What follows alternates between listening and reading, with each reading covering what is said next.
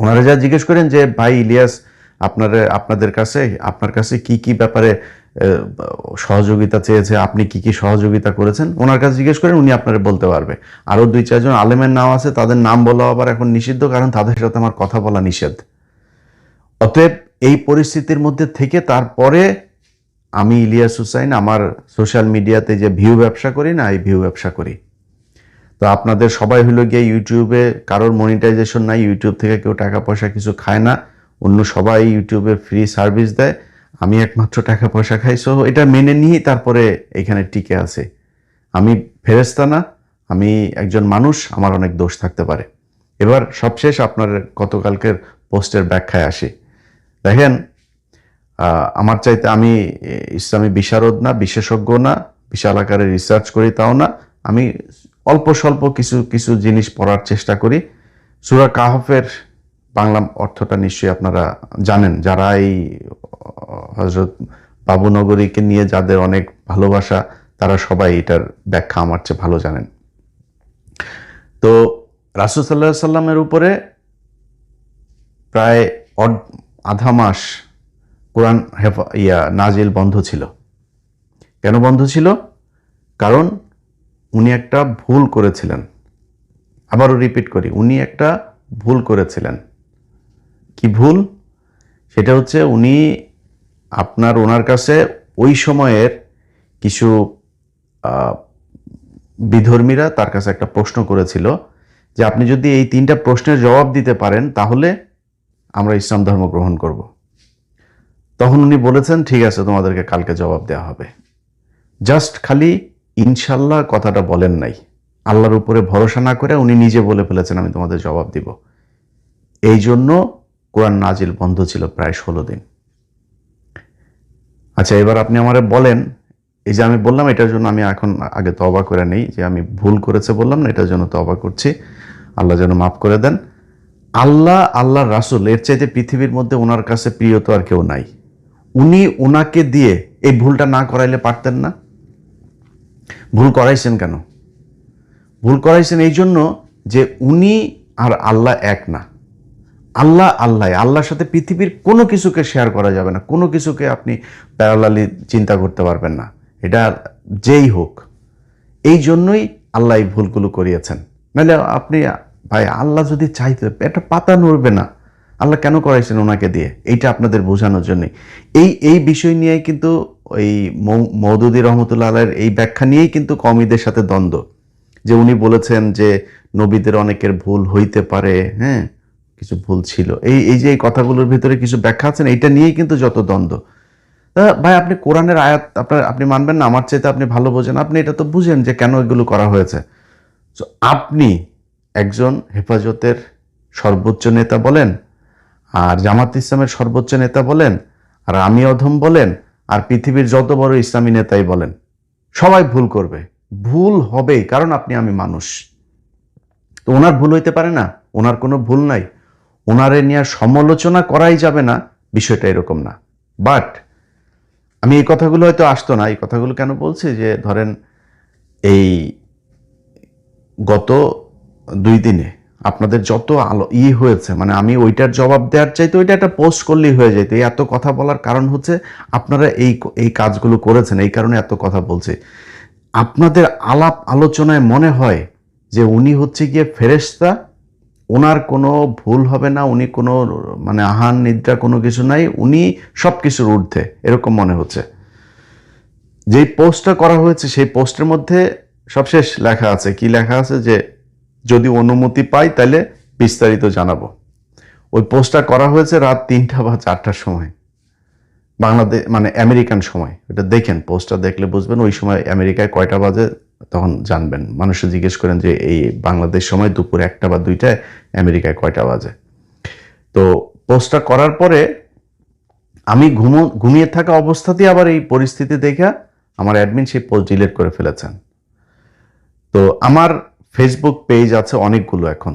এটা এই যে ইউনুস বন্ধ করার পরে আমার মনে হইলো যে আমি তো একটা দিয়ে আমার হবে না, কারণ একটা সমস্যা হলে আমার একাধিক পেজ রাখতে হবে।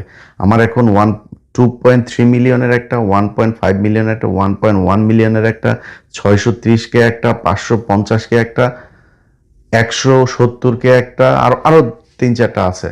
তো আমি মূলত 2.3 যেই পেজ, ওই পেজ আমি এককভাবে পোস্ট করি। ওখানে খালি একজন আছে, সে পোস্ট করে না, কারণ ওইটার কিছু ভায়োলেশনস আছে, সেগুলোর জন্য আমি ওই পোস্টটা খুব সাবধানে ইউজ করি এবং আমি ওইটার আমার মাস্টার পেজ হিসেবে রেখেছি। ওইটাতে যদি কিছু লেখি, ওইটার মনে করে নেবেন যে ওইটা আমি।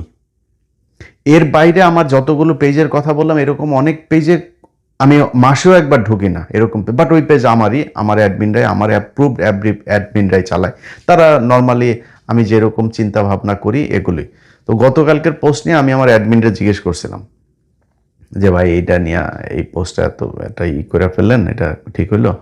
তখন ও আমারে বললো যে ভাই, আমারে তো এই এই সংগঠনেরই, ওনার সংগঠনের একজনই কিছু তথ্য দিয়েছে, ওই তথ্যগুলো আর আজকে দিচ্ছে না, দিলে আরও বেশি বিতর্ক হয়ে যাবে, পরে আবার আমার কাফের টাফের বানায় ফেলতে পারে, যে কারণে আর আজকে বলছি না। তো ওইটা দেওয়ার পরে আমি এই জন্যই লিখছি যে আপনি ঘুম থেকে উঠলে তারপরে আপনার পারমিশন নিয়ে তার বাড়তি পোস্ট করব। তো এই হয়েছে ঘটনা। যাই হোক, এখন ওর হয়েছে যে আমি নির্বাচনের সময় ওনার বিরুদ্ধে একটা পোস্ট করছিলাম, মানে সাধারণ একটা পোস্ট আর কি, বাট ওনার বিরুদ্ধে।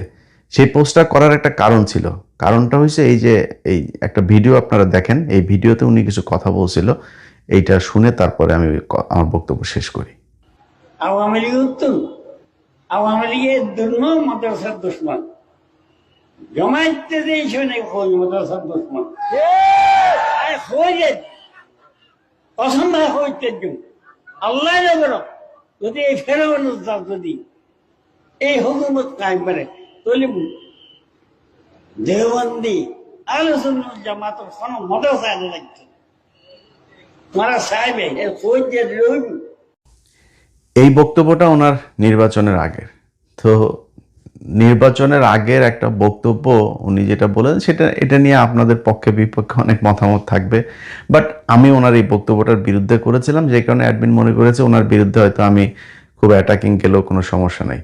দেখেন, হেফাজতে ইসলামের এই ব্যক্তি, এই ব্যক্তিরও কিন্তু এই সংগঠনে অনেক অবদান আছে। বিশেষ করে গেল 16 বছরে হযরত জুনায়েদ বাবুনগরী, আমারে যদি বাংলাদেশের আলেমদের মধ্যে বলেন যে শ্রেষ্ঠ, মানে শ্রেষ্ঠ আলেম তো না, মানে সবচেয়ে বেশি, মানে কট্টরভাবে যিনি মানে নীতি নৈতিকতা বোধকে ধরে রাখেন, তিনি হচ্ছেন হযরত মাওলানা জুনায়েদ বাবুনগরী, যিনি এই শফি সহ ওনার ছেলে এদের পাল্লায় না পড়ে, টাকা পয়সার লোভ না করেও মৃত্যু পর্যন্ত হাসিনার বিরুদ্ধে কথা বলে গিয়েছেন। উনি একমাত্র হেফাজতের নেতা যিনি কিনা এই হাসিনাকে যেই কওমি জননী উপাধি দেয় আপনার এই শফি টফি এদের ছেলেরা, উনি এটার প্রতিবাদ করেছেন, সেখানে জানো নাই।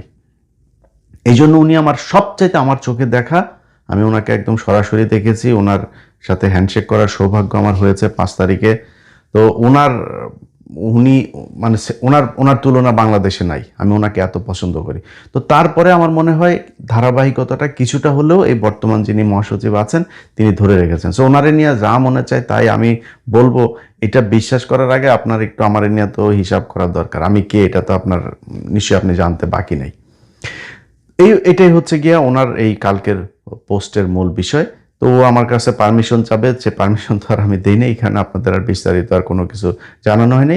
তবে একটা জিনিস বলে রাখি ভাই, আপনাদের জামাত ইসলামের কিছু সমর্থক এবং হেফাজতে ইসলাম সহ এই কওমি ঘরানার কিছু সমর্থক, আপনাদের ভেতরে কিন্তু একটা বিশাল অংশ বিরাট বড় অঙ্কের টাকা পয়সা নিয়ে তারপরে চলে। সো অতিরিক্ত গুতাগুতি লাগানোর জন্য কিন্তু এই টাকা পয়সা দিয়েই কিন্তু বাঁধানো হয়। আপনার সর্বোচ্চ সম্মানিত এক নেতারে একটা বলাবে, ওনারে দিয়ে আরেকটা বলাবে, এগুলি নিয়ে তারপরে নিজেদের মধ্যে গ্যাঞ্জাম হবে। কিন্তু আমার মনে হয় এটা নিয়ে আপনাদের সর্বোচ্চ যারা নেতৃত্ব আছেন তাদের বসা উচিত এবং আপনাদের কর্মীদেরকে সেই অনুযায়ী ইনস্ট্রাকশন দেওয়া উচিত যে এটা করা যাবে, এইভাবে কথা বলা যাবে, এইভাবে বলা যাবে না।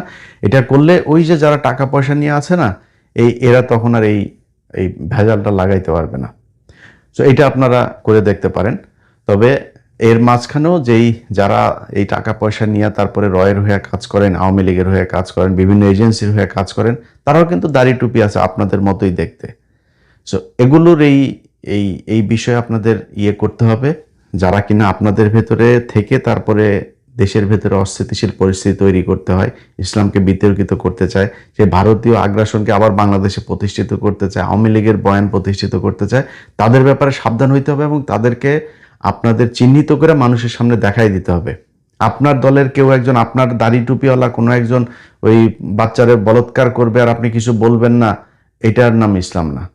আমি কিন্তু সেই ব্যক্তি যে আপনাদেরকে প্রচণ্ড সম্মান করি, আবার এই আপনাদেরকে ভিতরে যারা কিনা মানে জাউরামি যেগুলি করেন ওগুলিও কিন্তু আমি কিন্তু সবচাইতে বেশি প্রকাশ করি। এর আগে আপনাদের এই কওমি ঘরানারই এক আলেম পীর সাহেব, তারে নিয়ে আমি বহুত লেখালেখি করেছি, বক্তব্য দিয়েছি।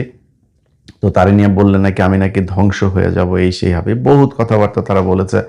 এই দেশের এই দড়ি বাবা, তেল বাবা, তারপরে বিড়ি বাবা, ল্যাংটা বাবা, এদের সবাইরে ল্যাংটা করার পিছনে কিন্তু এই অধমের হাত আছে।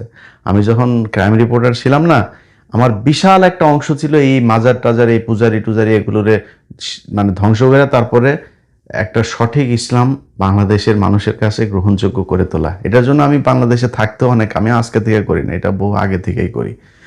তো এই ল্যাংটা বাবাদের মতো বাবারাও কিন্তু এই দেশের ইসলাম, তারা আল্লাহর হচ্ছে কি বলে নবীর উত্তরসূরি, বুঝছেন? সো আপনাদের ভেতরে এরকমই ল্যাংটা বাবার মতো ল্যাংটা বাবা কিন্তু আছে। আপনারা কাপড় পরেন, সুন্দর সুন্দর জামা কাপড় টাপড় পরেন, কিন্তু আপনারা ওই ল্যাংটা বাবার চাইতেও বদমাইশ ল্যাংটা। অতএব আমি আজকে যা যা বললাম আমার মনে হয় বুঝতে পেরেছেন। আমি ইদানিং যেই কাজটা সবচেয়ে বেশি করি, অন্যের সমালোচনা করার চেয়ে আমি ইদানিং আমার নিজের মানে বিশেষ করে ঘুমানোর সময় আমি মনে হয় 1 ঘন্টা টানা আমি আমারই নিয়ে সমালোচনা করি, এবং আমি এই সমালোচনামূলক কথাবার্তা, বক্তব্য টক্তব্য এগুলো অনেক কমাই দেবো। খুব গঠনমূলক নিজের মানে আয়ত্তের ভেতরে, নিয়ন্ত্রণের ভেতরে নিজেকে রেখে তারপরে কথাবার্তা বলবো এবং সাংবাদিকতা করব। এটা নিজে নিজে সিদ্ধান্ত নিয়েছি। এটা আপনারাও প্র্যাকটিস করে দেখতে পারেন, আমার মনে হয় বহুত ফায়দা হবে।